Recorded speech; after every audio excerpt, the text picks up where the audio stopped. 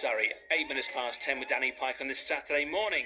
So we'll have our first report from Melita Dennett, who's down with the crowds who are gathering for this year's Pride Parade, which begins in under an hour's time from Madeira Drive and then heading towards Preston Park for the big party. It does look like a big setup there.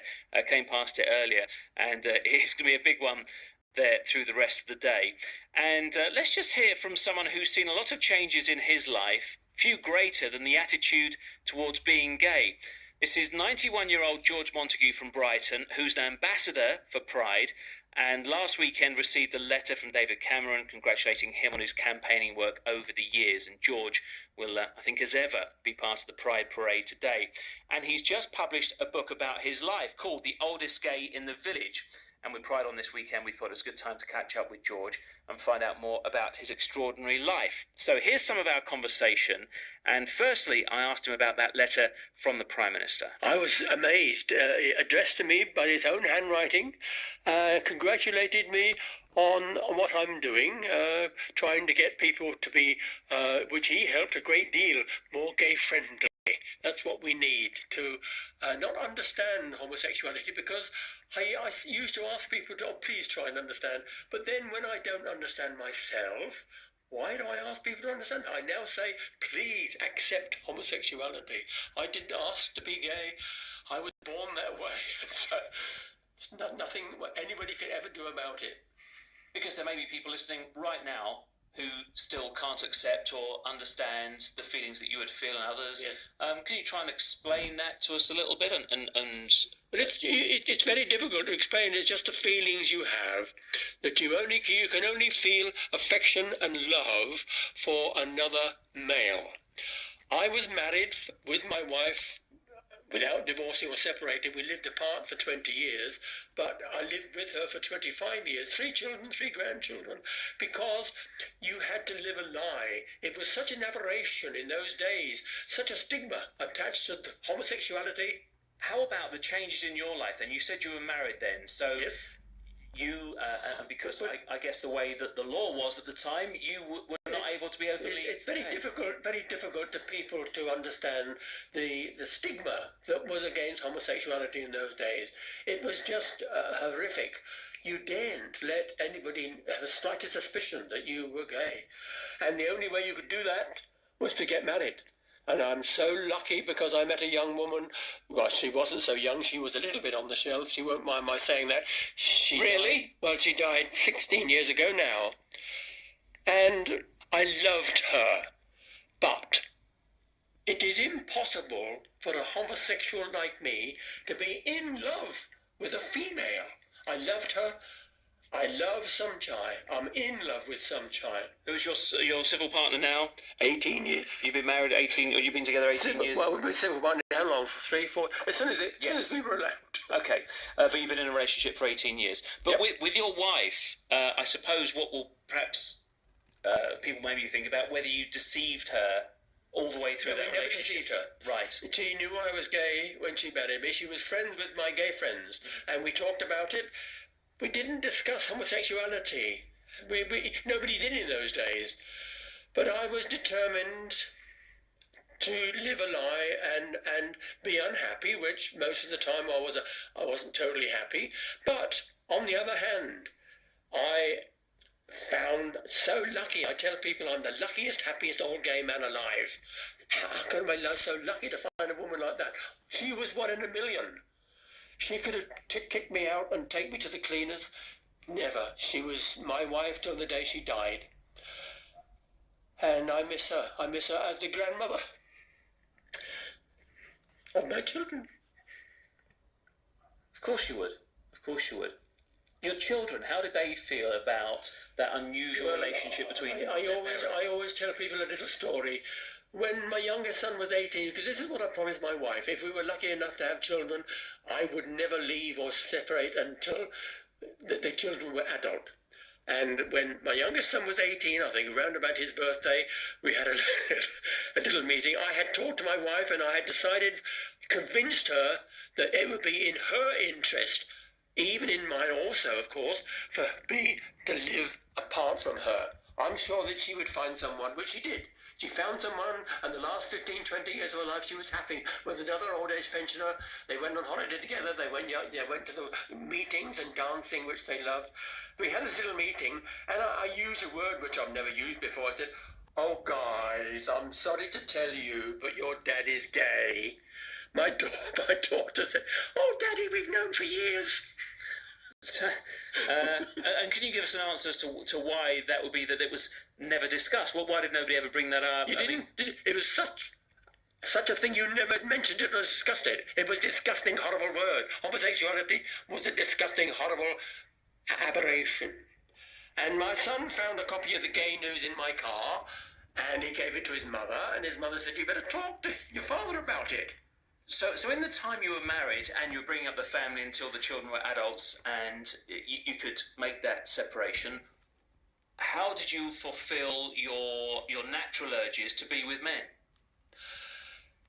Only once a week. I rationed myself to once a week.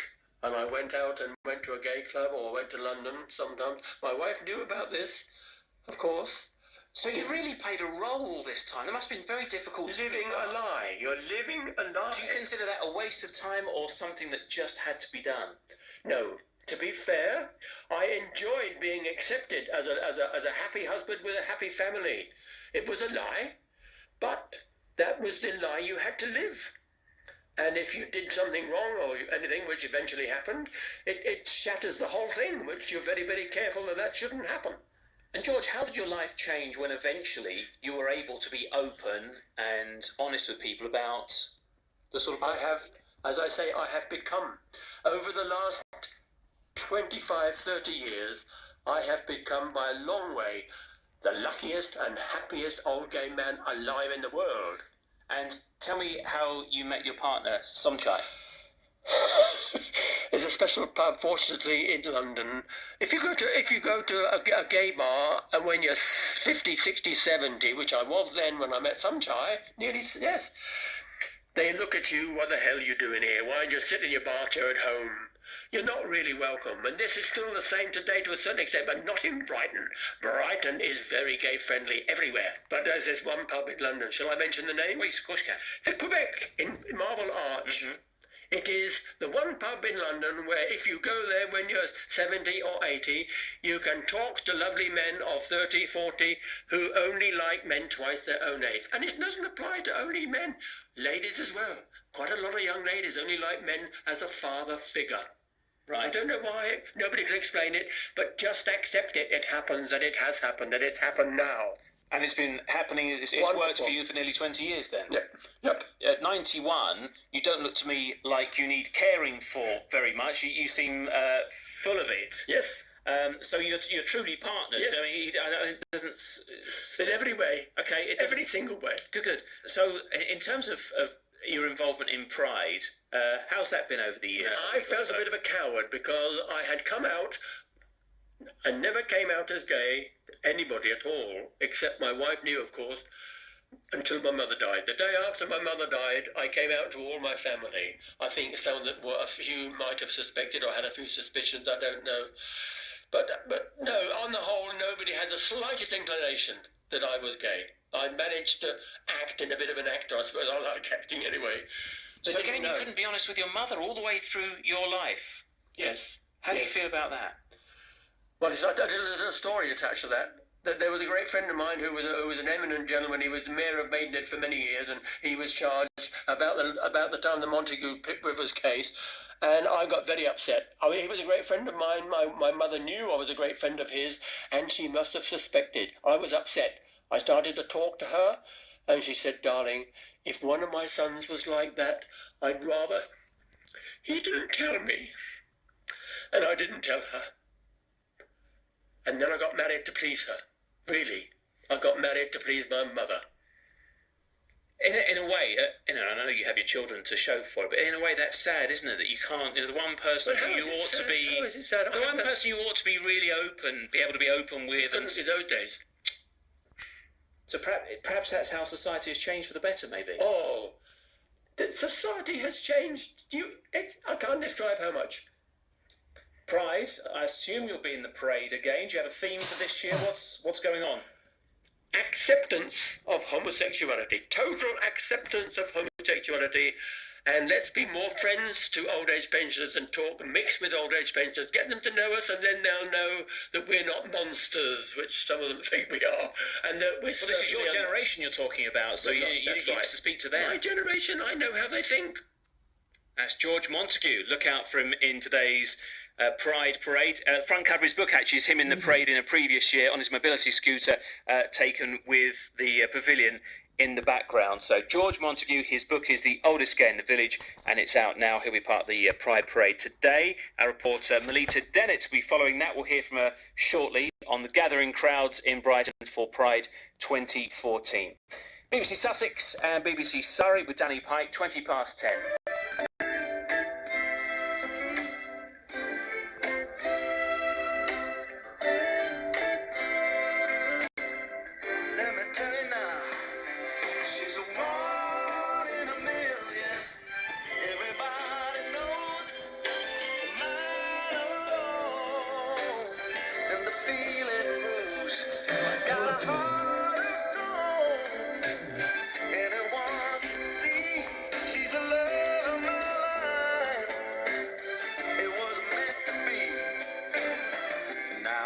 Survivor, people, that's a fact.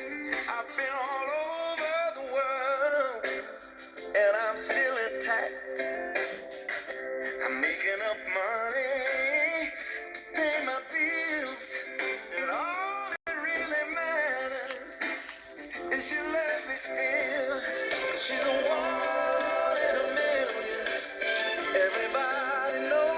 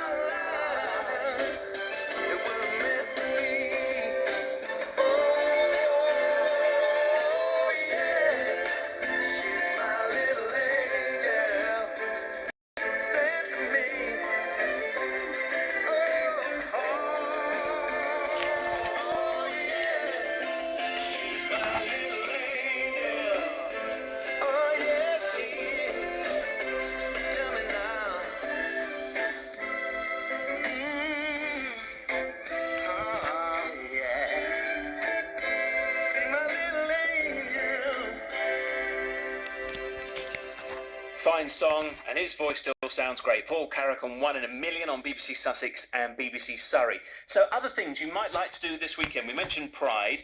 There's also the Rottingdean Village Fair on today. They've got a parade leaving the seafront at 10:30, which goes to the village green in Rottingdean. The theme this year, Rottingdean Through the Ages. Also going on this weekend, today in Cobham, you've got Cirque Normandy. This is at the Fair Mile in Portsmouth Road, Cobham. It's on today through Monday. Shows at 2:30 daily plus 6:30 this evening as well. So that's on in Cobham. Also, Guildford Museum at Castle Arch in Guildford Last post, remembering the First World War begins tomorrow through till Friday the 15th of August. More details on Guildford 444 751. Guildford 444 751 for last post, remembering the First World War. Also, in East